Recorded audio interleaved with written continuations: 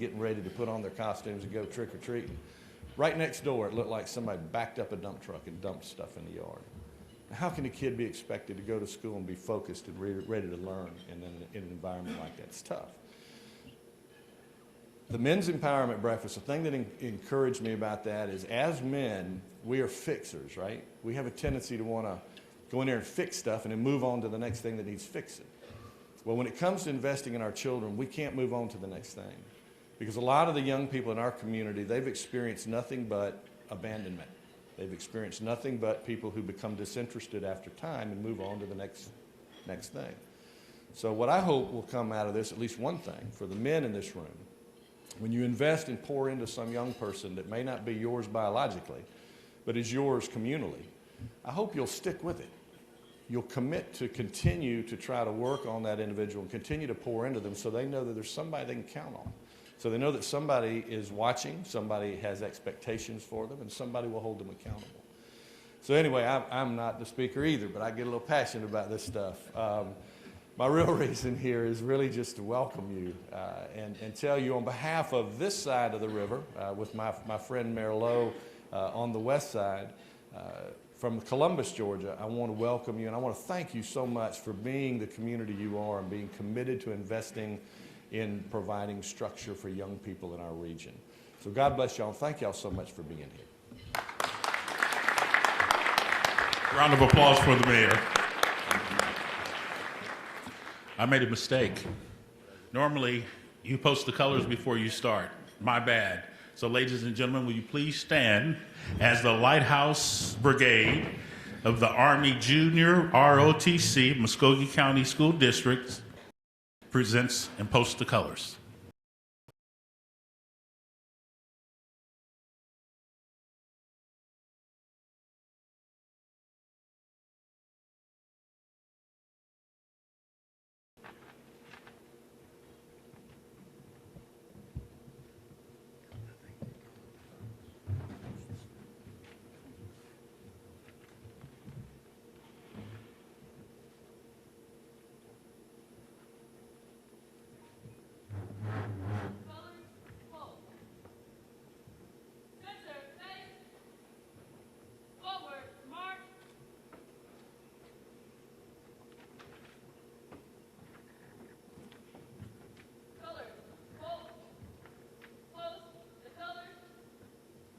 At this time, please join me in reciting our Pledge of Allegiance.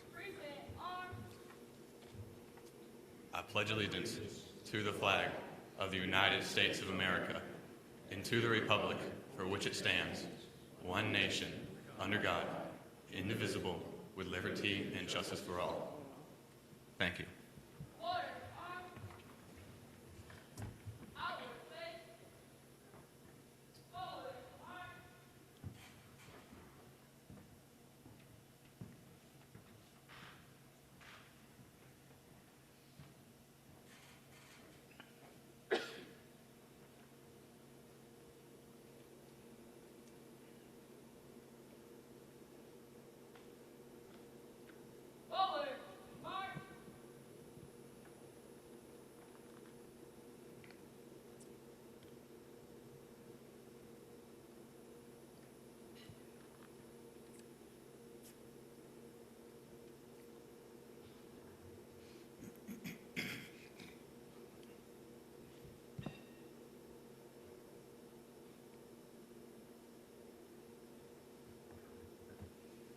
Thank you. Those young people were in step. They remind me of the Temptations.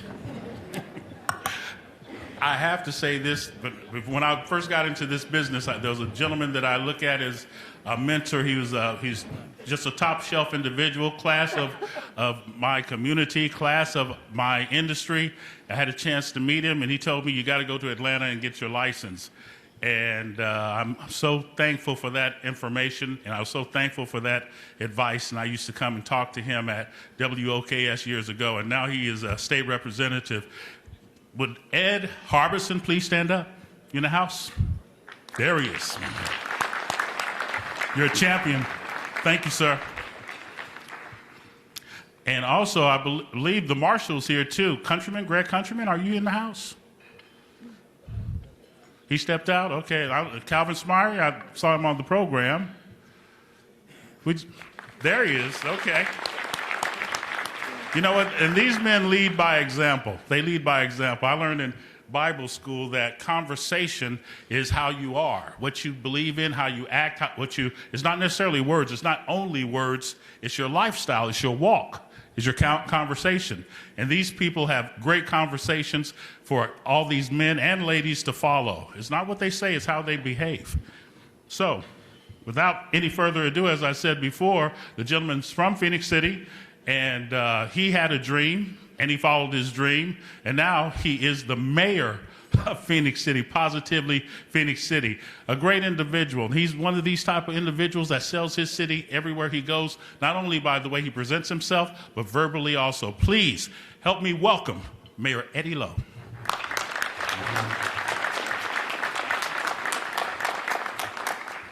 Thank you, Al, and good morning to everyone. And you all need to loosen up some. Everybody look kind of stiff and tight out there. This is a great day. But again, good morning to everyone, and I am delighted to be here. I'm certainly appreciative of the opportunity that Edgar had invited me to be here, and we just thank him for what he's doing because, you know, children are children, and we've all been there, and without guidance and things and structure, none of us probably be where we are right now, and we're grateful for that. You know, an apple is probably one of the main fruits that have more nutrients in it than any other fruits. And that's the way we have to look at our young people. Not a bad apple. And that's the way we need to look at our young people. And that's why we're here today. And I can truly say, as Mayor Henderson stated, we are truly one region. When you look out and you see people from Phoenix City and Columbus and Fort Benning, that validates that we are one region and we're on the same page, and particularly when it comes to our young people. And you know, some of you all out there have heard me say this, that one of the most important things that we can do is to invest in our young people, to invest in our kids, as I've heard Al state that, and I've heard Mayor Henderson state that. You have to invest in our young people because they are really outstanding people. And it's up to us to invest in them, to tell them that God created them to be successful, to be winners, and that we cannot allow society to condition them to be losers. No matter where they're from, no matter what their economic status is, social economic status, but they are created to be winners, and that's by God's plan. But we cannot allow society or their conditions to cause them to be losers. So we have to invest in those kids. But why do we invest in them? We invest in them because we want to inspire them. Inspire them that they can become whatever the plan is for them, being decent, being always in order, being respectful. We invest to inspire them. But we also inspire them to have an impact in the later lives. And as I look around, most of us, and don't get offended, you know, the good book says 70 years. Well, if you draw a bell curve from 0 to 70, 35 in the middle, and it looks like to me most of us is on this side of that 35. So it's important that we invest in our young people, to inspire them to have the impact, to be the quality person that they were created to be. And also because as we get older, because we have invested in them and inspired them to have that impact, they're going to have to take care of us one day when we can't make those decisions ourselves. So it's important that we always remember that we have to continue to do that. And when it comes to children, we should all have that passion. We should all realize that they are the ones that are going to have to take our place. And as some song has said, soon and very soon. So I want to challenge all of us to make sure we continue to invest in our young people, to inspire them so they can have the impact to be those persons that God created them to be, with quality, character, being those person that's going to have to take our place, which is soon and very soon. And on behalf of Phoenix City, right across the river, and my partner, Mayor Henderson, being one Regents, I truly bring you greeting from Positively Phoenix City, where we are a people or a community of inclusion. And by you being here today, it shows that our region is inclusive. So I want to challenge you all again, that before I take my seat, let's remember to always invest in our young people, to inspire them so they can have an impact, not only in our region, but throughout this country and throughout this world. Thank you, and you all have a great day.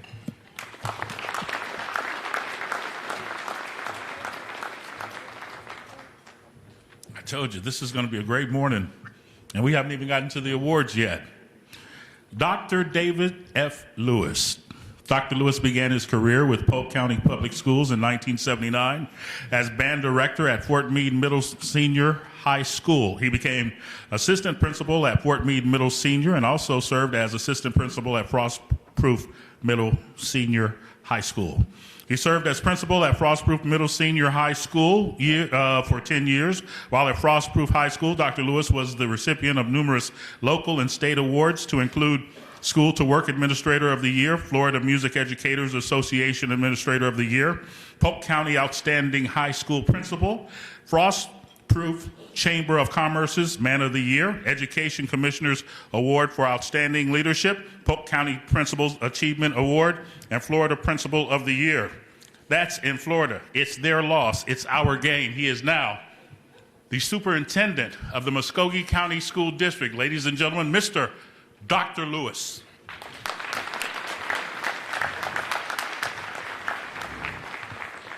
Well, thank you. All that just means I'm very, very old. But aside from that, I do appreciate the introduction. I specifically appreciate being here this morning. I want to start by thanking Edgar and everyone responsible for this morning's breakfast and this program. When I came here early on to determine whether I wanted to apply for the position here in Muskogee County, as was mentioned earlier, this is exactly why. When I look around this room and see the number of individuals and the entities represented, wrapping their arms around our young people and supporting them and lifting them up, this is why. I early on brought in a gentleman to speak to the community. His name was Jamie Vollmer, who wrote the book, Schools Cannot Do It Alone. The work that we have to do, the issues we're having to address are like we've never seen before in our society. And as Mr. Vollmer points out, it's going to take all of us to link our arms, join our hands, and work together on behalf of our young people to lift them up. And if there's any community that can do it, it is Columbus, Georgia. I have no doubt. I believe that's almost 7 years ago now that I've been with you all, and I believe it as much or more today than then. Before I go any further, I do want to recognize our board members. I know Vanessa Jackson is here, and I'm not sure if anybody else has been here. Any other board members? I can't. There's Miss Buckner and Miss Chambers. Very good. Thank you. Welcome. Thank you for being here. That's the point. I also want to take an opportunity to just ask my staff, if you're a principal, if you're a district office member, if you're here, would you please stand and be recognized for the work that you do every day on behalf of our young people?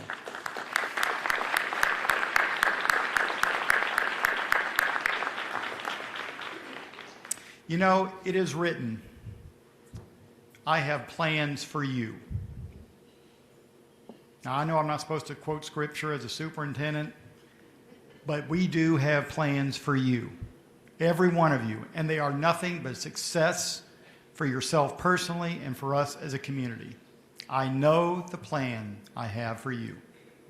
That is so important. And if you don't walk out of here with anything else, I hope you walk out of here with that resonating in your head, all you young people. I want you to look around at the people we have here.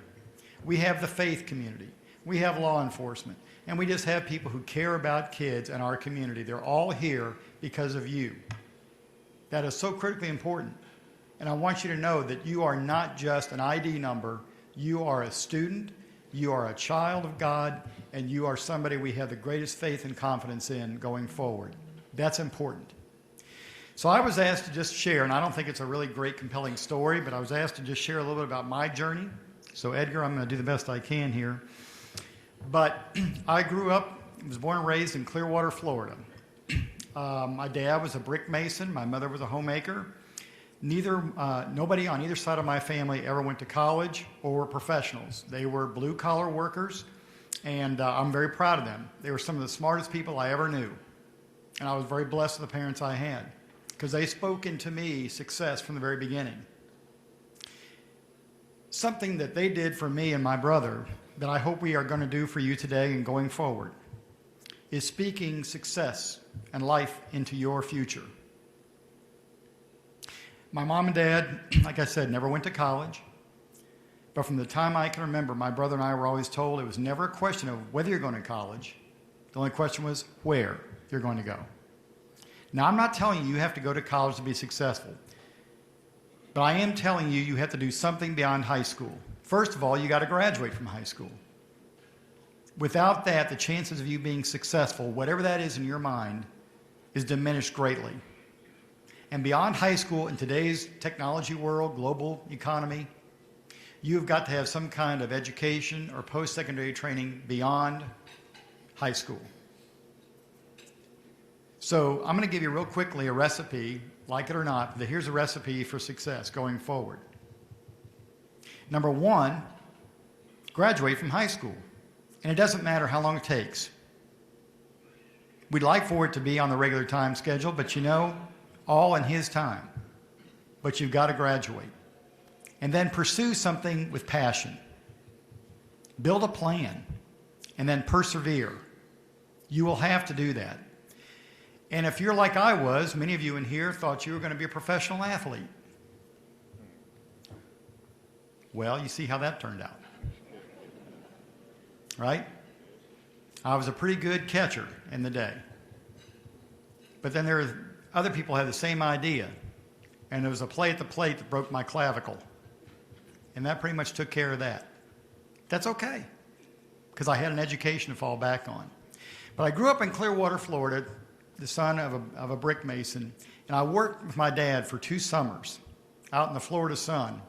And I was a mud tender. Anybody knows what that is? You basically are the grunt. Yeah, exactly. You're hauling, you're mixing the mud, you're carrying the mud for the masons and all that. And my dad sat me down one day and he said, let me just tell you something.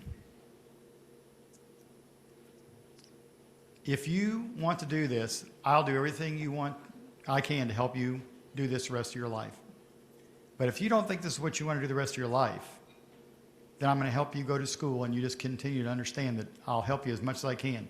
But I don't have the kind of money that can help you very far. So he told me right then, you better think about other ways that you can get to college if that's what you want to do. And I did. Now, I'm going to tell you, there is no college career booth at high school that talks about becoming a superintendent of education. That was never a thought of mine. I was a pretty good athlete. I was a better musician, and I got a music and academic scholarship.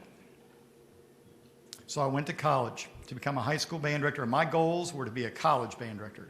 I was going to be the band director at Florida State University. Well, we won't talk about the Knowles today, because that's not going so well for us. The band is great. But I will tell you this. I got that scholarship, and I worked hard. And again, I was going to go, and I went to a very small town to become a band director. And the principal at the time who hired me kind of hoodwinked me. And I went in, I had 1 band class. Then I was teaching Algebra 2, American History, Compensatory English, and I can't remember what the other class was now. But I thought, this is not what I went to school to do, and I'm going to build this band program up. And we did. We built the band program up pretty big, to the point that I had over half the school in my band program. The other half was in my wife's choral program later on, so we pretty much ran the schedule at the high school. And then I had an assistant principal at my school that said, you know what, you have a lot of organizational, educational, leadership type skills and characteristics. You ought to consider being an administrator. And I had no thoughts of doing that at the time. Again, I was going to go on and be a collegiate band director. That's what I wanted to do. she got me to go to an educational law class with her at the University of South Florida. And from there, I thought, you know, this is pretty intriguing. I really enjoyed the law classes. Came back. She kept after me. Kind of like some of the people in this room are probably doing with you. Kept after me. So I went back and got a second master's degree in educational leadership. And then about 6 months later, the assistant principal retired from the high school. I applied, and I got the job. And that set me on a path that I had never thought about before then. So you got to be prepared. That's the point. Education does not, in and of itself, make you any smarter than anybody else. But what it does do, it gives you options. That's what I want you to really understand. Your education, your training, provides you with options that you may not have considered otherwise. And because I was prepared, I could move into that role. It improved the quality of life for my family. It gave me a sense of accomplishment. And from there, I kind of worked from there, and I was transferred from an assistant principal at one school to another school where I eventually became the principal. And I worked with about 120 of the finest professional educators I've ever worked with outside the ones I'm working with now. And we had out of 18 high schools in our district at the time, we were the 17th lowest performing high school. And the superintendent called me and said, I'm going to make you the principal at your high school. And I want you to make it the #1 high school in 5 years. And I said, well, sir, I can do that if you'll give me full reign to do what I need to do, hire the people I need to hire, and give me the resources I need, and we'll make it happen. We did it in 3. Now, I got the award for being the principal of the year in the state of Florida, but I did not deserve it. It was all that 120 members of my staff and my community throughout the entire community that wrapped their arms around kids, believed in the vision, and made it happen. And those kids today, I still receive note cards and emails and that kind of thing from students I had back during that time when I was a principal. That is the value. That is the payback right there. Knowing that we helped kids move forward. Kids were much like the kids in Columbus, some of them who had never had parents that went to college. Some of them had been disenfranchised in their communities. Some of them had been disconnected from faith. Some of them were just considered to be cast-offs or not cared about. But people wrapped their arms around those kids and gave them the support, love, nurturing, discipline, and structure they needed to be successful, and they did that.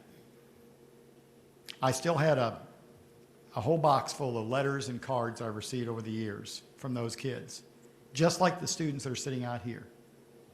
And I'm proud to tell you right now, I have 2 brigadier generals in that group. I have a former college band director in that group. He's now a professional musician. That's what he does full time. And the list goes on. And scads of teachers and community members, all who are contributing back to their community. But it was all because we saw something in them that at the time they did not see in themselves. Much like the apple. The seeds of an apple are very, very small. But an apple can generate lots of orchards by reproducing the quality fruit that we see in you today. So I guess my story is not that remarkable, other than the fact that I had people in my life that cared about me, saw something in me I didn't see in myself, and instilled in me a sense of belief because they knew the plans they had for me. Those are the same plans we have for you. Every one of you students in this room has got a gift. There is a plan for you. We believe in you, and we want the very best for you. But it all starts with understanding you've got to have a passion, you've got to have a plan, and you've got to persevere because you will encounter difficulties along the way. That's a test to see how bad you want things. But if you want it bad enough, you will achieve it. And it may not be the route that you see in your vision right now, but be prepared. Get your education, give yourself options, and be prepared for the success that is coming your way. Thank you, and God bless you. Two. Another round of applause, please. Right now we've got a musician. The musicians come to the stage, please. They've got a song for Mr. Kylan Moore, and the people in the audience.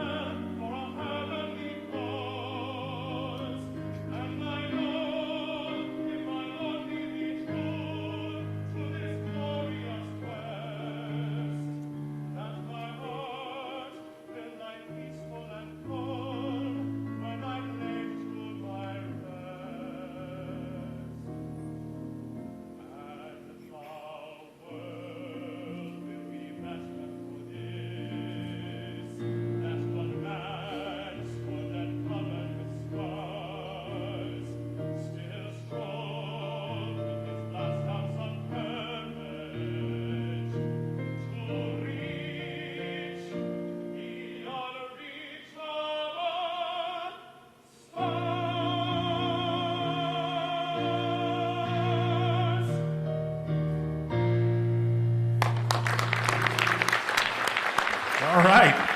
Thank you very much. And before we bring Dr. Lewis up to introduce our keynote speaker, I want to recognize Ms. Tracy, who represents Harris County. She's in the house. Will you please stand and be recognized? Ms. Carlisle. Thank you for joining us. I know you've heard a lot about Columbus and Phoenix City today, but we love y'all too. Back to the stage, the gentleman, the superintendent of school. I have a short story. Do I have time for this? Short story about my association with him. He did not realize that I was a champion of his when I first read that article, and I've been one ever since. Every Wednesday, I talk to the spokesperson for Columbus, Muskogee County School District. Her name is Mercedes Parham. She's a friend of mine. And so we talk about what's going on with the Muskogee County School District. Well, now, keep in mind, I started in radio.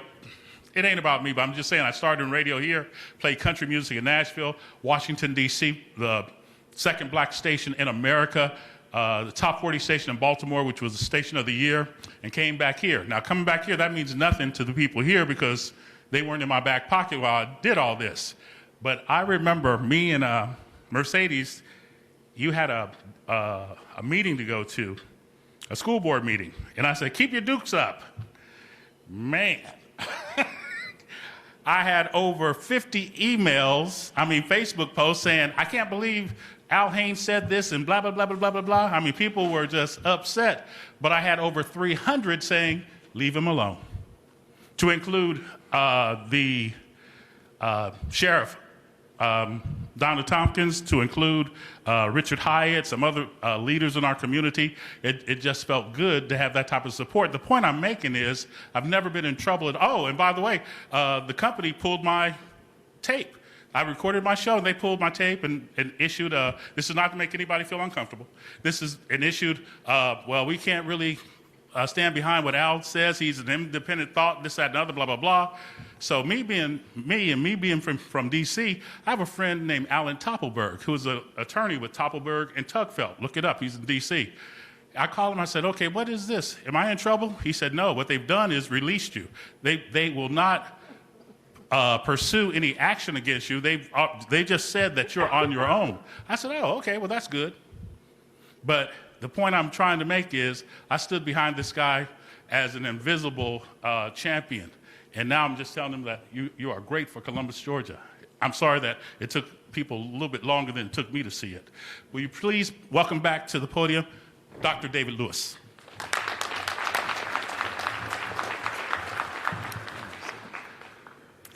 Well, it's my pleasure to introduce our keynote speaker today. Kylin Lewis Moore is the author of A Dream Too Big, the story of an improbable journey from Compton to Oxford, which has been featured by Good Morning America, amongst others. Kylin grew up in the Compton and South Central Los Angeles area of California. I have been there. It is not an oasis. It's a bit of a challenge, believe me. After graduate studies at Texas Christian University, he went on to become a 2017 Rhodes Scholar. That is one of the most prestigious academic awards anybody can achieve. Kylin is a recent graduate of the University of Oxford in England, where he earned his master's degree. Kylin also aspires to become a university professor and is currently applying to doctoral programs in sociology. He has come here today to share the story of his exodus from an impoverished background and a gang-ridden community. His eye-opening, inspirational story proves that, contrary to what others told him on his journey, there is no such thing as a dream too big. Please join me in welcoming author, Rhodes Scholar, and aspiring professor, Kylin Lewis Moore.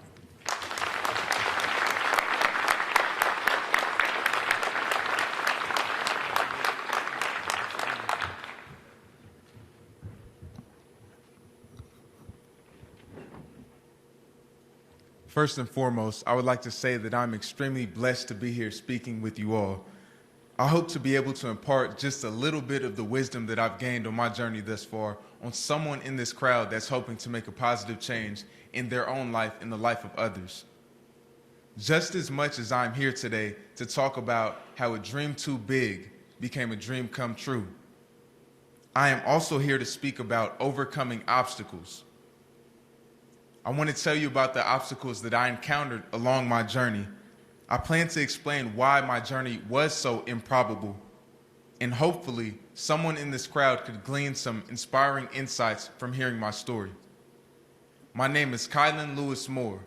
I come from the South Central, Watts, Compton, and Carson area, and 4.5 years ago from this exact day, I was a janitor. I come from an environment where dreams can easily die from malnourishment. My parents divorced after a marriage of 9 years, and my life quickly changed from a comfortable middle-class life to something that was rich in economic and social mobility opportunities to an environment with a scarcity of opportunities. I shared a bed with my mother, my brother, and my sister until I was in the 8th grade. At nighttime, I became accustomed to hearing those gunshots at nighttime. It was easy to sleep through those. What used to get me was hearing those rats and those roaches move things at nighttime. At home, there was no thermostat. So if we encountered any cold weather, that meant that you turned on those stove burners or turned on the oven in order to warm the house. When there wasn't enough room to sleep on the couch and people were already sleeping forward to a bed, that meant that you went to that closet, you grabbed out a blanket, and then you made something that we called a pallet to sleep on the floor. When the hot water was turned off and the bathtub was plugged up, that meant that you had to go outside, fill up a bucket of water, bring that bucket of water back inside the house, boil some of the water or microwave it, and then take something that we called a bucket bath. I think they call it something else down here. Something I can't say today.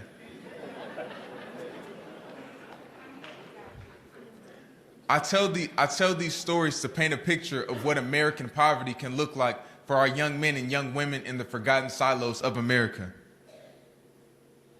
Though not everyone in my neighborhood experienced poverty the same way that I did, this was not an uncommon experience amongst the youth that I went to school with and I played youth athletics with.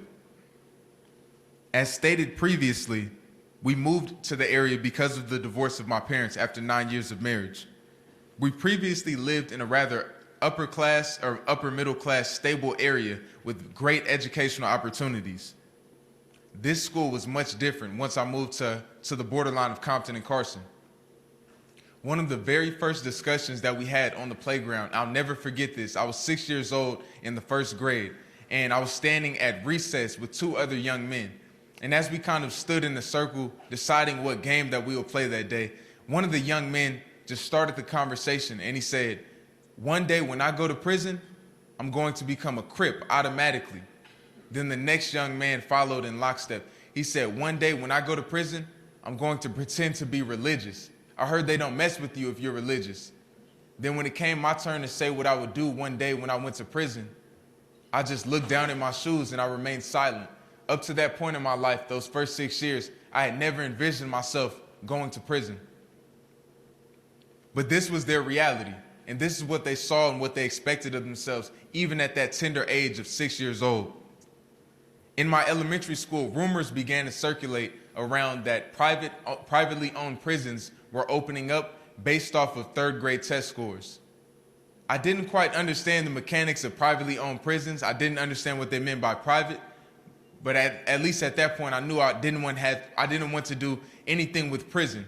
So I started to think, what can I do to get myself out of this situation? We had a track system in my elementary school, and basically the lowest track of students, they were slated to be those kids that one day will fill those prison slots.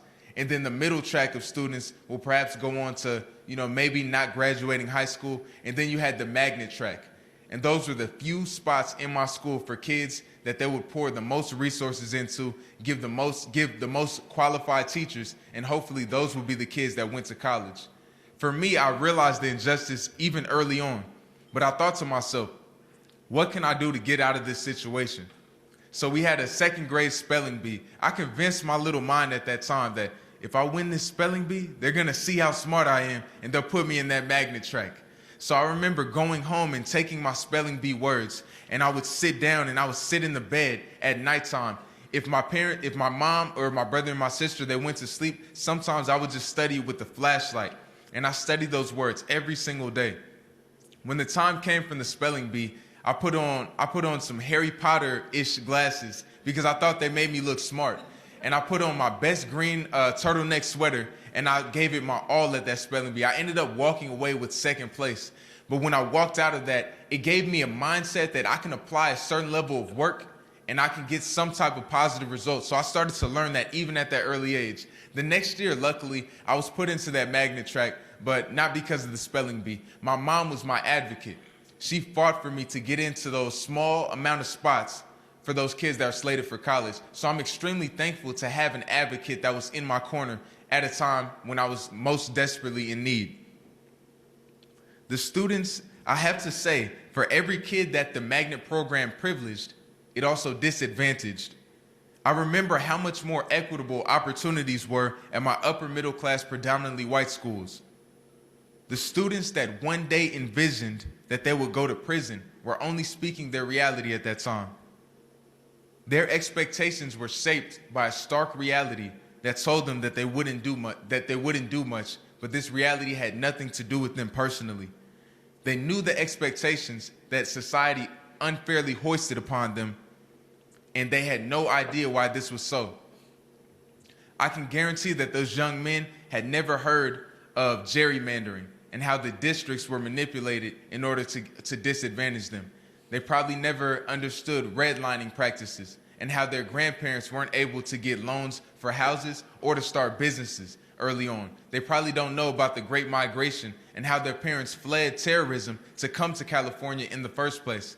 They didn't know about they didn't know about the crisis that happened in the community that flooded stimulants, or the crack epidemic that flooded into their community. The only thing that young man knew on that day is that when I go to prison, I'm gonna become a Crip automatically. Gang membership and crime more broadly was not the cause of the problem, but the effect of the problems that I just discussed. It is sad to admit it, but in my community, I had never seen or heard of a Montessori school for young black boys, let alone a Kumon Mathematics Center. There were no opportunities for arts, sciences, camp, or learning how to code and things like that. Given the scarcity of opportunity to build oneself up, gang membership often became that second family for many young men. As a result, my daily thoughts were monopolized by how I can keep my body safe from the harm that could be done to me by the gangs. Factoring in constant confrontation with gang activity, one can understand how it is hard to have big dreams in an environment like this.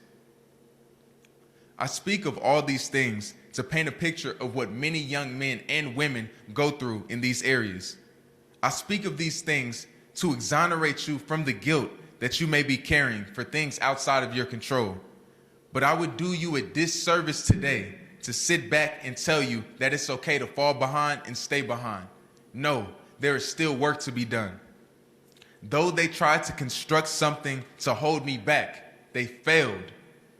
What was meant to block me from becoming something failed. What was meant to stop me failed, and it only motivated me to move to where I am today. Still, I took bold and decisive steps towards my future, using health, athletics, and most importantly, education as an impetus for change in my life and to overcome obstacles. I am here today demanding that you all do the same, despite the obstacles that have been set before you.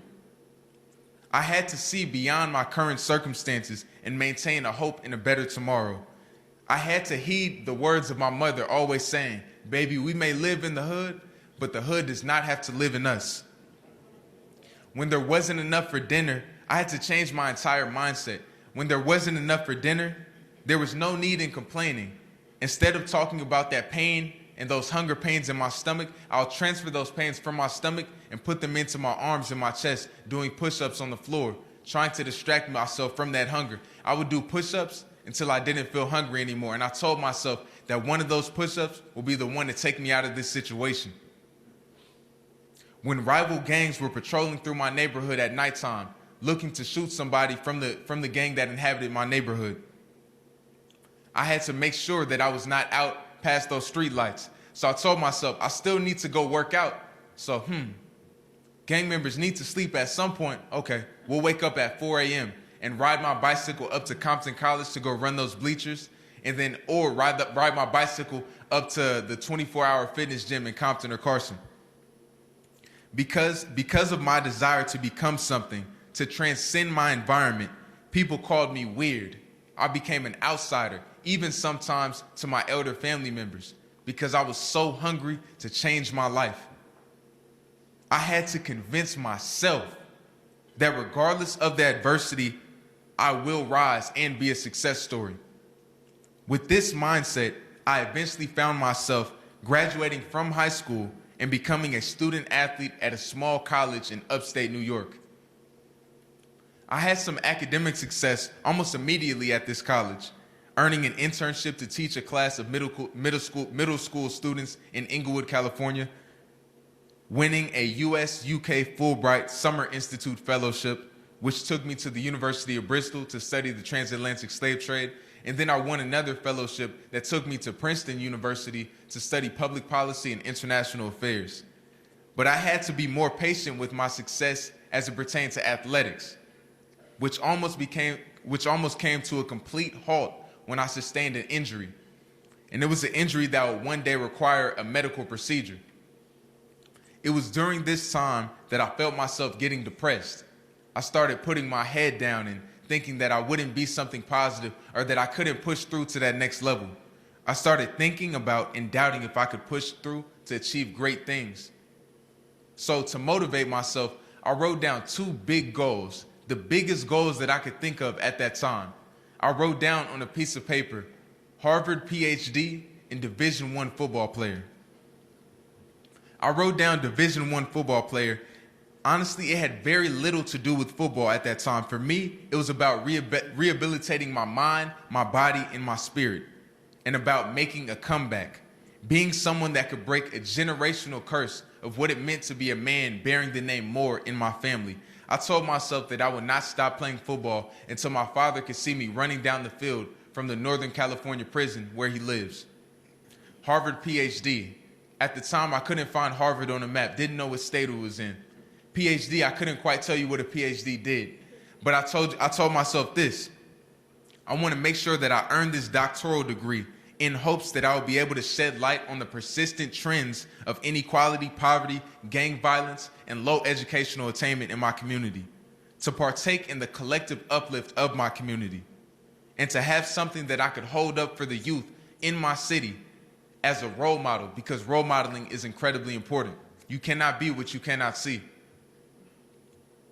I told myself that I want to make sure that I gain that institutional access to tear that door open to send many more young Kylan Moores into that building.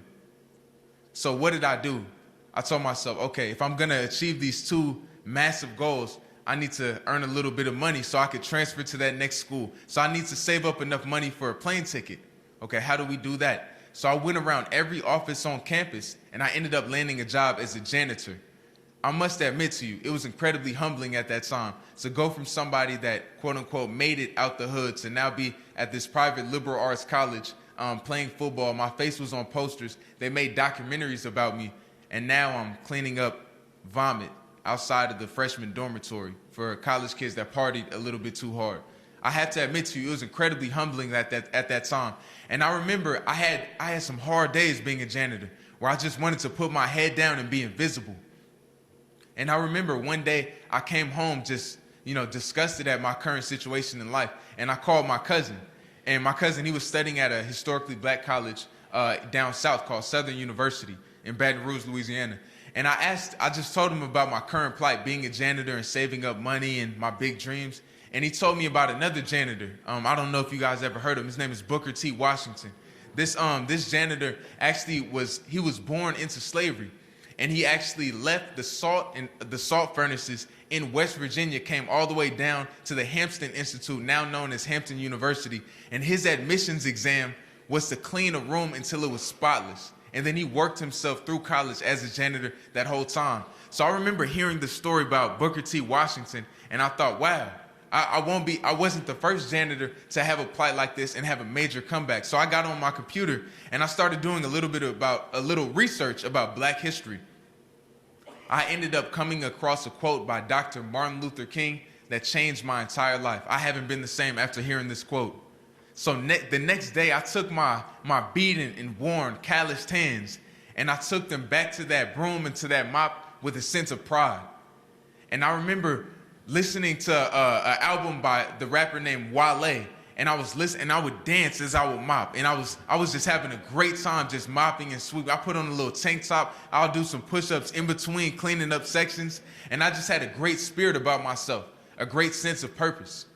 But as I mopped and I swept, a student that I had known before, he walked into the building that I was in at that time. This is a guy that I hadn't known too well or gotten along with too well in the past. He was a past teammate. And as he walked into the building, I didn't pay much attention to him, but he walked past me. He walked down a couple steps, and then he turned back. He said, "Hey, you missed a spot." I turned towards him. I said, "Where?" Then he proceeded to spit on the floor. The disrespect. But for me, I still had that quote going through the recesses of my mind. So I turned towards him. I said, how do I want to respond to this disrespect? Right? I can go Compton on him, right? I think that was my natural proclivity at that moment. But I disciplined myself in that tough time. And I said, "Hey, bro, come back over here." Because I still had that quote in the back of my mind. I said, "Hey, bro, come back over here." He started walking over to me, probably thinking that I'm going to do something like that. And I said, "Where are you going?" And he said, "Oh, I'm going to the caf, to go eat somewhere you can't go because you're a janitor." I said, "Is that right?" I tell you what, when you go to that caf, tell them to put that food into your hands, no plate. Bring that food from your hands back out here to this floor. This floor will be so clean when you get back that you can eat off of it. Have a nice day." Then he walked off confused. I heard a quote that day. Dr. Martin Luther King. He said, "If it falls your lot to be a street sweeper, sweep streets like Michelangelo painted. Sweep streets like Beethoven composed music. Sweep streets like Shakespeare wrote poetry. Sweep streets so well that when you die, may all the hosts of heaven and earth look upon your grave and say, there lived a street sweeper who did his job well. I changed my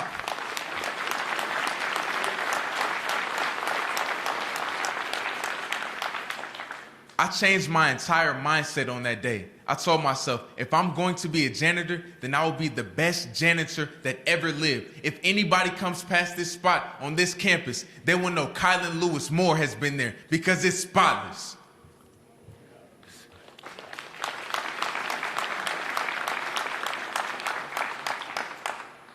And today I'm here to give you all that janitor mindset towards the goals that you're looking to achieve one day. But I have to think back about the statement that the young man said as I stand here 4.5 years later. I don't know if anybody remembers the statement that he made, but he said that I missed the spot. Interesting.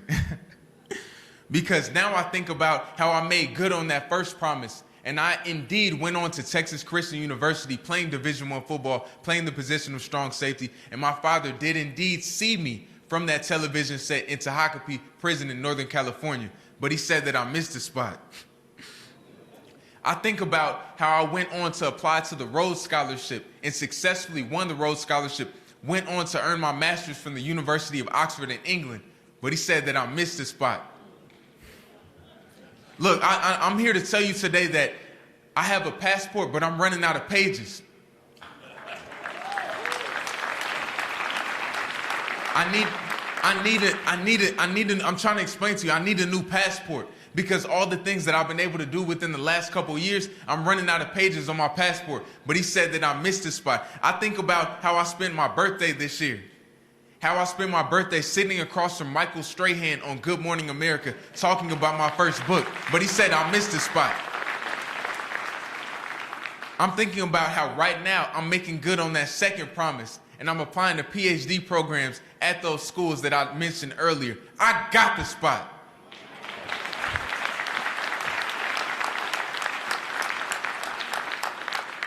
And today I'm here to urge someone else to also get that spot. Today I want to urge someone else to approach their work with that janitorial mindset. I made a business card when I was a janitor. I changed my time. I made a business card when I was a janitor. And if you looked on the business card, it said janitorial services technician. I started taking pride in cleaning up that vomit. And that's the same type of mindset that I've carried into this exact day where I'm standing in front of you all. I want you all to know that that you need to do the little things day by day to advance your dreams, and know that they are critically important. To work at these things day by day, layer by layer, brick by brick, as you cultivate this vision, as you carve out this vision of what you want to do in your life. I urge you to take this journey, keeping in mind that people are counting on you. Not just little brother, not just little cousin, not just little sister, not just mom, dad, grandpa, grandma, and auntie. You have people counting on you every single day, people that you have yet to meet. I'm thinking about the people that you will help one day, the people that you will inspire, the people whom you will change their life. As I said, there are people that are counting on you that you have yet to meet. To all the children and all the people, honestly, under the sound of my voice today, I would like to demand from you that you take pride in those little things with that same janitor mindset, working towards the goals every single day.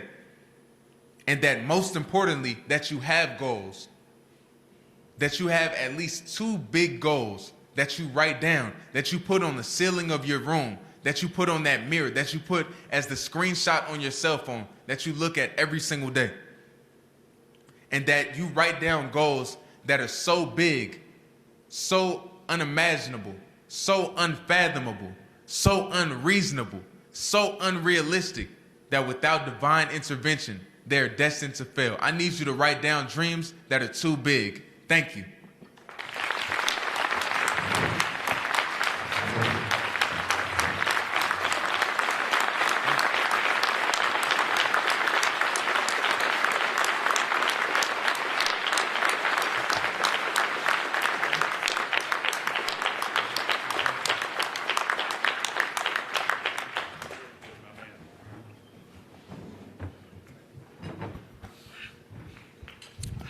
Edgar, did you miss a spot? Another round of applause for this young man.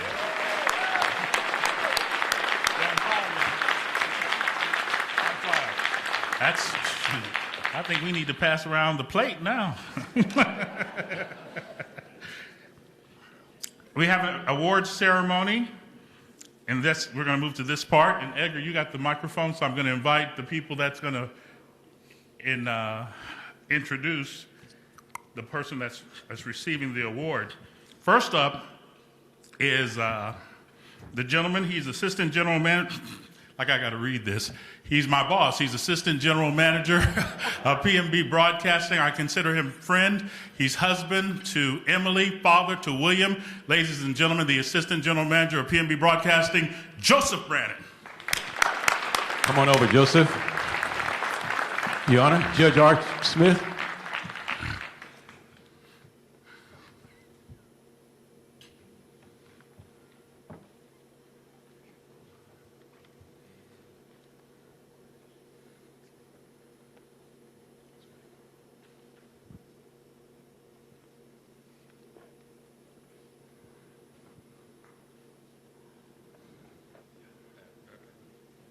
Give us a second here.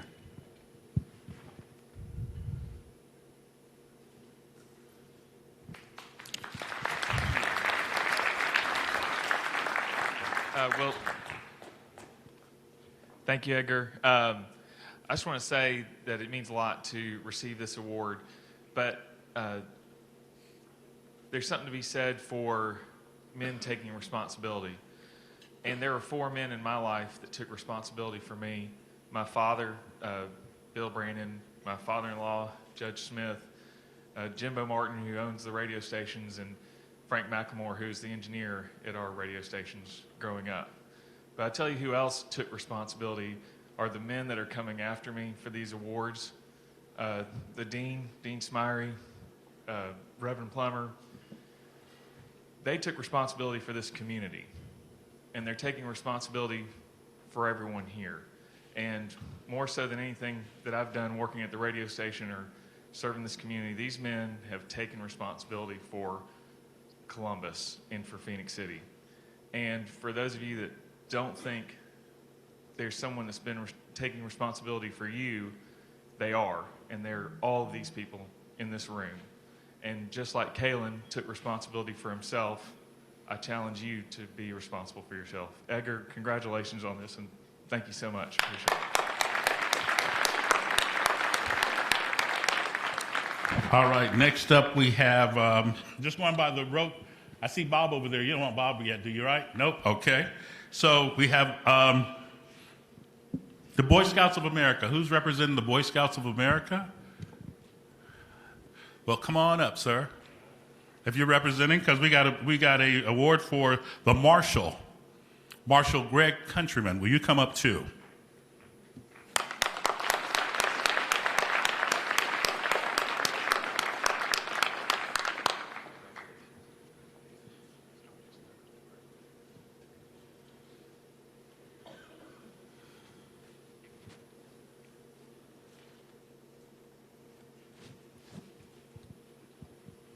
Thank you for this award. This means a whole lot to me. I just want to say to Mr. Moore, you did a great job inspiring these young men here.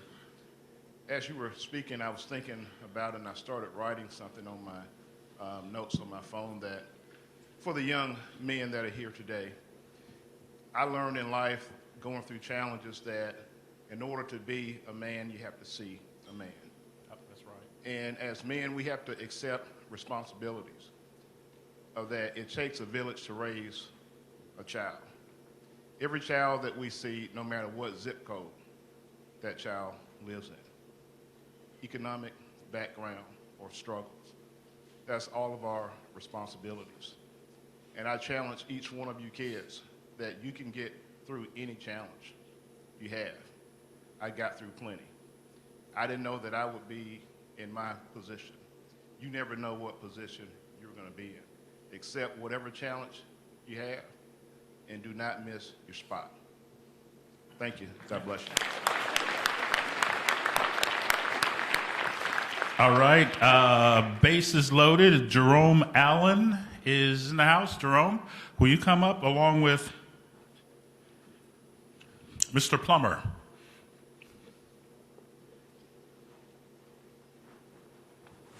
Y'all don't have to be shy. We can clap. These are people of distinction.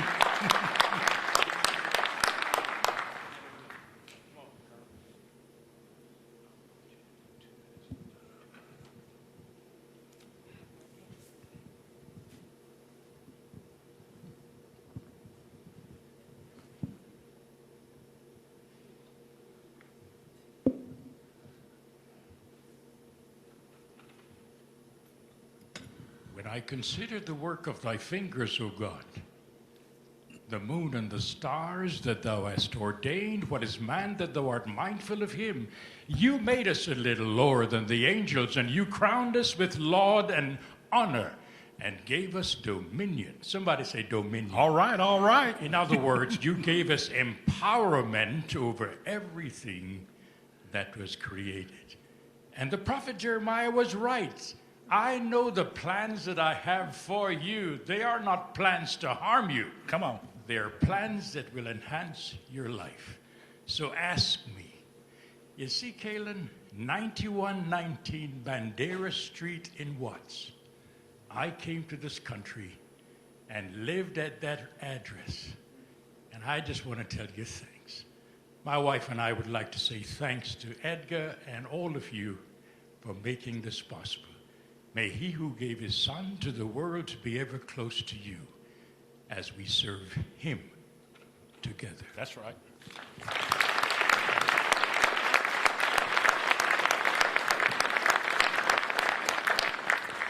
We have a gentleman that's a true asset in our community.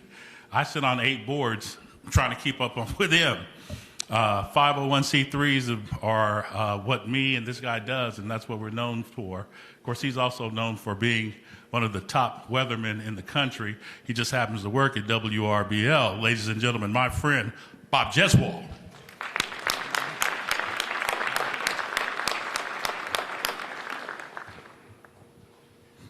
And may I bring to the stage, please, Pastor Bill Purvis. Yeah.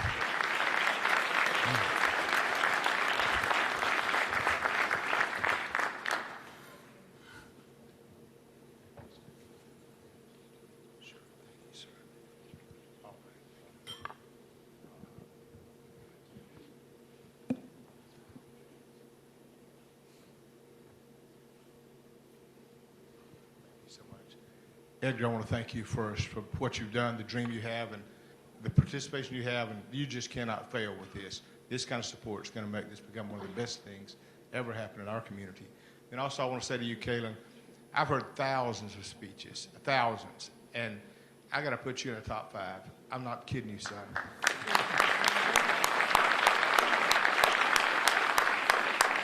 I want to stand up and applaud you at every sentence you made. I believe God used your life to change the lives of many, and you've got a long future and a great future. I thank you for what you've done today. There's a quote I live by that really describes what you've said and many have said today, and that is that if you do what you can with what you have where you are, God won't leave you where you are, and he will increase what you have. I believe that. I know you believe that. You've lived it out for us today. Thank you.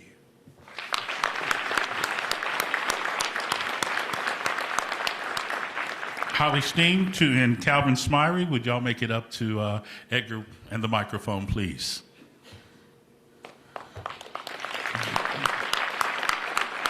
Robbie.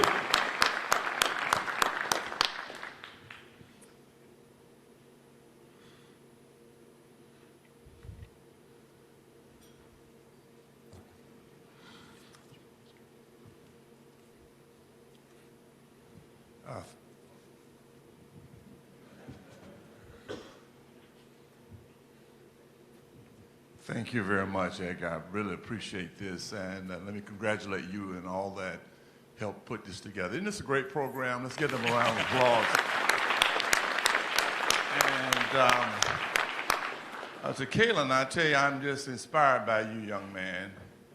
And all of us have of us have your story. And I tell people all the time that it's not a sin to fail, it's a sin not to get up. That's right. And I'm a living witness. I failed at Fort Valley State University my last year and had to go to summer school. But now I go back as chairman of the board at Fort Valley. All right, all right. Sometimes they say it's not how you drive, it's how you arrive. Hello, somebody. All right. When you get what you want in your struggle for self and the world makes you king for a day, then go to a mirror and look at yourself and see what that guy has to say. You may be like Jack Holland Chisholm on the Plumber, think you're a wonderful guy, but the man in the glass says you're only a bum if you can't look him straight in the eye. You can fool the whole world down the pathway of years and get pats on the back as you pass, but your final reward will be heartache and tears if you cheat the guy in the glass. Young people, never cheat yourself. Whatever it is, you want to be a teacher, be a good teacher. You want to be a lawyer, be a good lawyer. You want to be a doctor, be a good doctor. You want to be a teacher, be a good teacher. But if you want to sweep streets, just be the best street sweeper. Just be the best of whatever it is. Thank y'all for this recognition. God bless you. Thank you.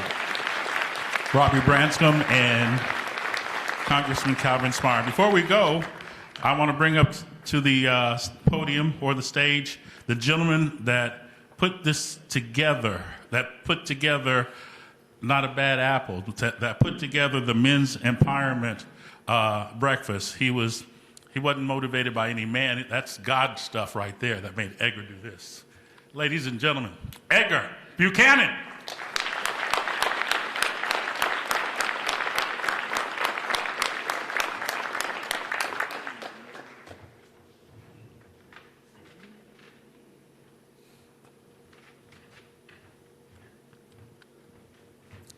I want to thank everybody for coming. I intentionally didn't invite any police because I knew they were going to say my real name, Edgar Buchanan. They may be looking for me. But anyway, all right, before I make my comments, we have a good friend of mine, Bob Jeswald, who's going to make a presentation. Just bear with us one moment. We're going to get out of here by 9. That's what he thinks. I didn't get a rap just yet. But anyway, I'm just honored to be here. Honestly, it's just a beautiful testimony this morning, what you've said, and be the best you could be is what it's all about. And I think being part of this community is humbling, and you want it to be the best you can be. And in order to do that, you have to lead by example. And as you said, leading by example to show others is why you're doing what you're doing today, and we can inspire others to do the same. This morning, it's the leadership in this community. Despite any kind of controversy, despite what's going on here in our town, it's so hard to lead a body of students these days. You got to take something with foresight and make those chances. You got to make the calls that are not so popular all the time. But really making it the best sweeper in this community, we want to present this award that came upon us today. It's a great leader indeed, and he's a beacon of light for all our students. We couldn't do it because he's not a bad apple after all, because he does one of the wonderful jobs here over these last several years to bring us in the new future, the new way to present these kids with technology, science, technology, engineering, arts, and math. When I first heard that speech, when you first came to town, Superintendent Dr. David F. Lewis, we really appreciate all you've done to bring us in this future and to make sure these kids are led the right way. Thank you, sir. Come up and accept this award.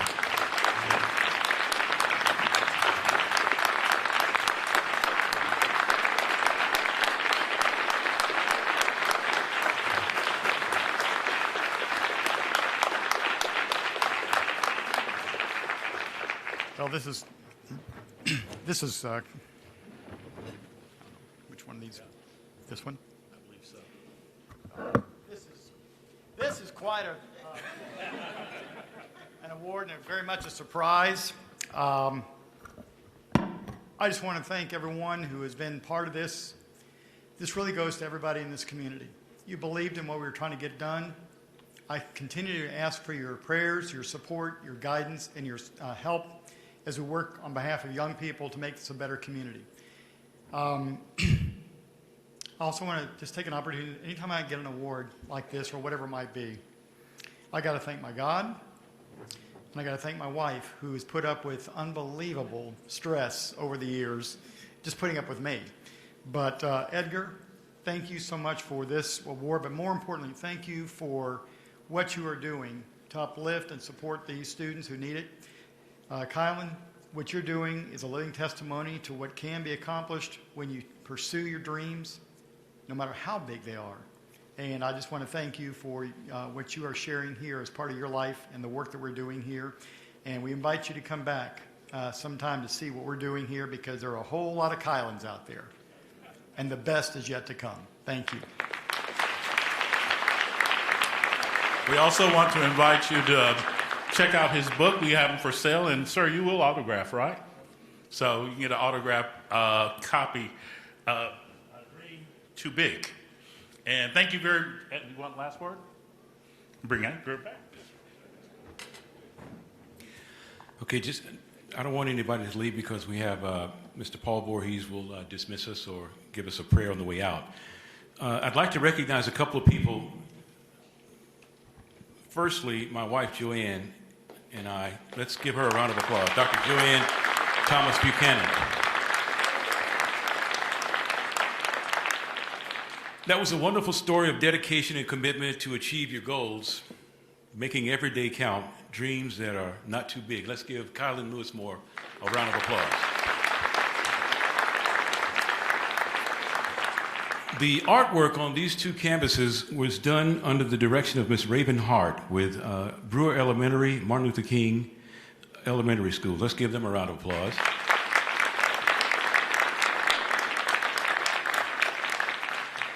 And I want to talk about Not a Bad Apple.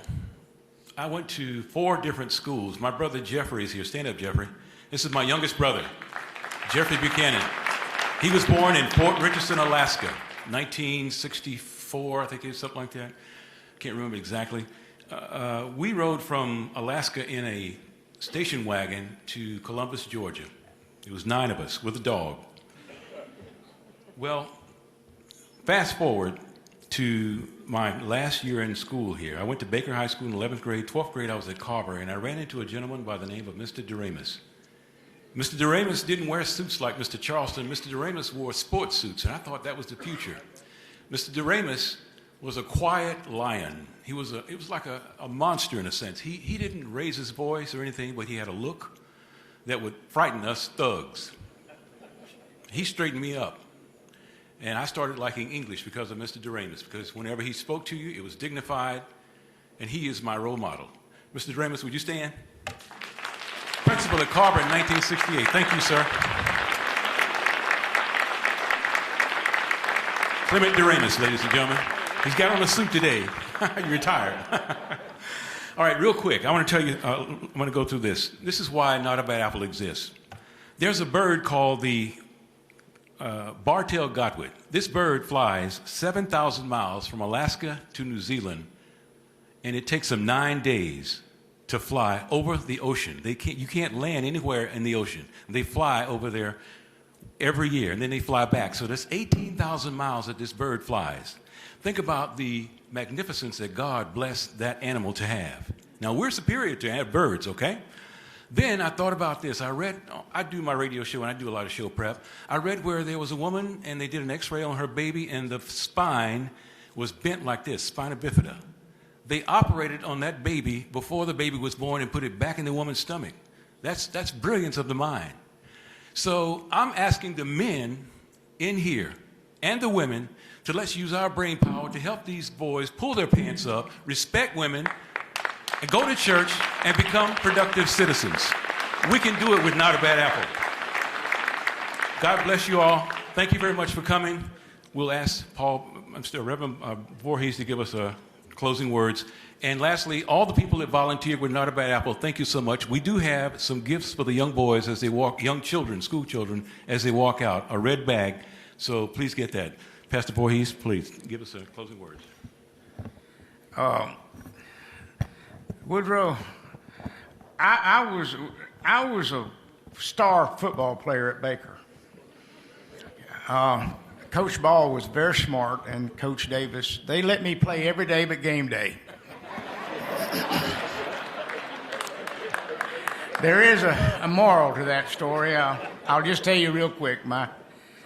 I told my dad one morning, I said, I'm going to drop out of football. I don't get to play much, and I'm going to turn my equipment in tonight, this afternoon. And my dad said, okay. So I went down after school, and I was gathering my stuff, and out of the corner of my eye, I saw my dad sitting in Coach Ball's office. And I walked over, and I said, Dad, what are you doing here? And he said, well, it doesn't bother me that you don't play much. It doesn't disappoint me at all. What disappoints me is you want to quit your team. This is your team. If Coach Ball says you have no value, I'll help you pack up. Coach Ball looked at me and he said, Paul, you are a value. You help us win games. I was the original Rudy, I think, but really, that taught me. Here, my dad at 16 years old teaching me a lesson about being dedicated to your team and team spirit. I wish I could tell you a lot of things. I made a lot of decisions in my life, and for years, no one found out that they were good ones. But I did realize that God didn't make me to make right decisions. He made me to make decisions and then make them right. And I'm telling you right now, it's like parallel parking. You do it too quick, you're going to start over. You need to back in slowly, correct your mistakes as you make them. Let us pray. Father, we thank you for this speaker. We thank you for this message. And I ask, Father, that you allow this to resonate and get ingrained into the minds of these young people, that they need to be the best that they can be, no matter what they are. In Jesus' name we pray. Amen. Thank you. That concludes our program. I want to thank B&O Services. We want to thank Bases Loaded and Liberty Utilities. Thank you all for coming. God bless you. Have a great week. Mr. Colin Moore will sign the books for the people who got their awards.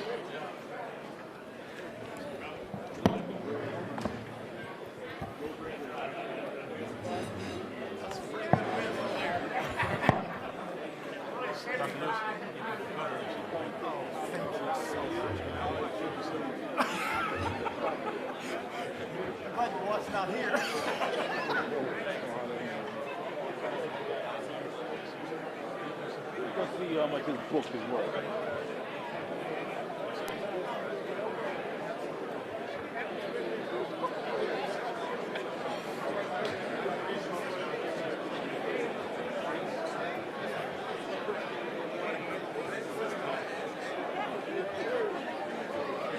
How you doing?